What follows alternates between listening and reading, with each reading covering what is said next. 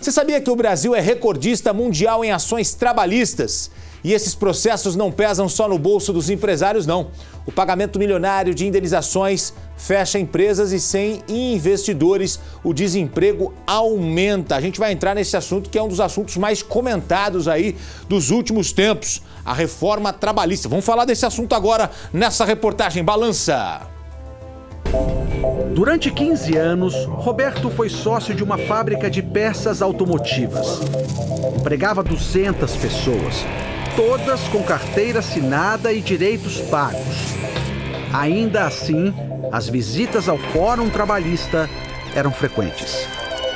Chegou a vir um diretor do RH da Alemanha para o Brasil para tentar entender o que nós fazíamos de errado para que gerasse tantas ações trabalhistas. O prejuízo passou de R$1 milhão. Roberto abandonou a sociedade. Como não tinha dinheiro para quitar as ações, teve os bens bloqueados pela justiça. Casos assim são frequentes no Brasil. Existem 100 milhões de ações de ex-empregados contra patrões em tramitação no país. Esse número equivale a mais da metade de toda a população brasileira apta ao trabalho. Muitos especialistas atribuem esse recorde a uma característica da Justiça do Trabalho. Os juízes costumam tratar patrão e empregado de maneira desequilibrada. Hélio Zilberstein é professor de Economia da Universidade de São Paulo. Eles vão dar sempre sentenças a favor do trabalhador, porque na cabeça deles a empresa é bandida e o trabalhador é um pobre explorado. Só no ano passado, as empresas foram condenadas a pagar R$20 bilhões em ações trabalhistas. Um valor tão alto não atrai apenas os trabalhadores, mas também os advogados. Há uma indústria de reclamações trabalhistas. E por que isso acontece? Porque os advogados levam 30% do valor da sentença. Essas imagens mostram um bairro de São Paulo repleto de agências de emprego. Elas revelam como os escritórios de advocacia se organizam para atrair novos clientes. Rapidamente, uma atendente calcula quanto ele poderia receber se cobrasse 2 horas extras diárias de um antigo patrão. Dá em volta de uns 20, 30 mil. De volta à rua, o produtor aceita o convite para conhecer outro escritório. A atendente diz que os advogados estão abarrotados de trabalho. A ação trabalhista não falta. E eu tenho mais de 30 ações para fazer. A gente tem esse escritório, a gente tem outro. Segundo os especialistas, a grande quantidade de processos tem influência direta no aumento do desemprego. Hoje, são mais de 14 milhões de brasileiros sem trabalho, um dos piores índices da história. Toda vez que você causa insegurança jurídica para o empregador, ele hesita em investir. E a complexidade da lei trabalhista no Brasil e da própria Justiça do Trabalho, elas acabam conspirando contra o investimento e, portanto, acabam conspirando contra o emprego. Paulo é dono de uma das maiores fábricas de embalagens descartáveis do mundo. São 460 funcionários, mas ele poderia empregar bem mais. Hoje era para eu ter 2.000 funcionários. O receio em contratar surgiu em 2010, quando Paulo resolveu diversificar e abriu um restaurante. Foram meses imaginando como seria, enfim, a inauguração do tão sonhado restaurante. Uma casa suntuosa para muitos clientes. Foram contratados 107 funcionários, todos com carteira assinada, horas extras pagas. E mesmo assim, 61 deles entraram na justiça pedindo indenização. As portas do restaurante foram fechadas em 2014. A consolidação das leis do trabalho, ou CLT, é um conjunto de regras de proteção ao trabalhador. Ela tem quase 74 anos. Uma proposta para modernizar as leis trabalhistas no Brasil foi aprovada na Câmara dos Deputados e agora segue para o Senado. Também nesse ano, entrou em vigor a lei da chamada terceirização irrestrita, um sistema em que uma empresa presta serviços a outra, barateando os custos de mão de obra.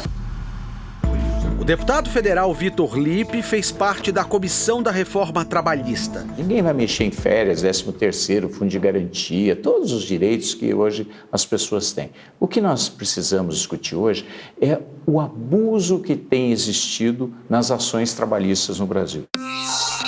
A reforma propõe regulamentar e flexibilizar apenas o que é negociável. Férias, por exemplo, poderiam ser divididas em 3 períodos ao longo do ano.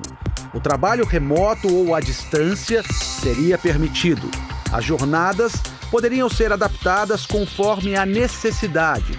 Tudo negociado entre as empresas e os sindicatos de trabalhadores com valor de lei.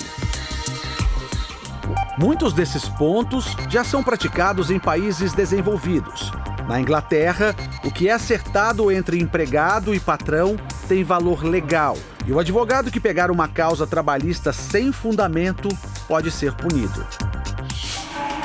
Levar o empregador à justiça no Reino Unido custa caro. Desde 2013, o governo cobra taxas de até 1.200 libras, o equivalente a R$ 4.600, para entrar com uma ação nos tribunais trabalhistas. Com isso, o número de processos diminuiu em quase 70% em 4 anos.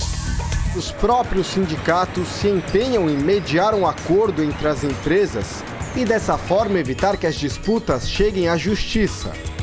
Aqui no Reino Unido, a legislação trabalhista é muito mais flexível do que no Brasil. Carteira de trabalho não existe. As jornadas não são regulamentadas, mas sim discutidas diretamente entre patrão e empregado.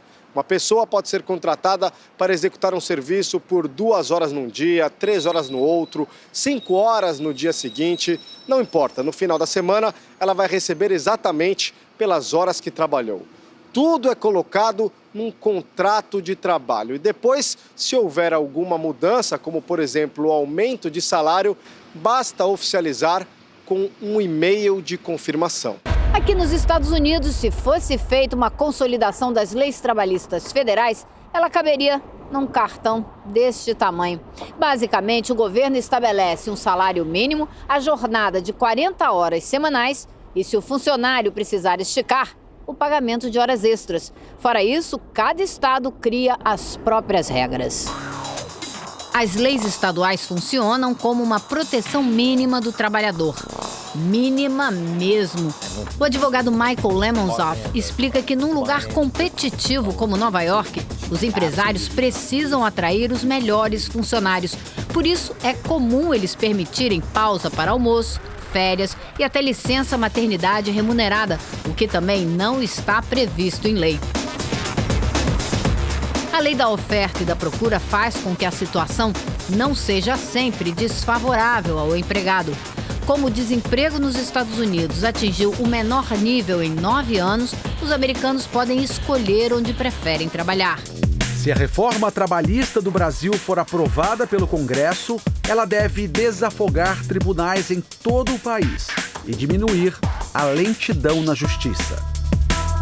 O Ministério do Trabalho também acredita que, se uma pequena parcela dos 20 bilhões de reais gastos com indenizações for aplicada pelas empresas em contratações, o país poderia gerar mais de 5 milhões de empregos em 2 anos e evitar a falência de muitas empresas. Shobei Watanabe tinha uma confecção com 200 funcionários. Falido, ele fechou a fábrica e foi estudar direito.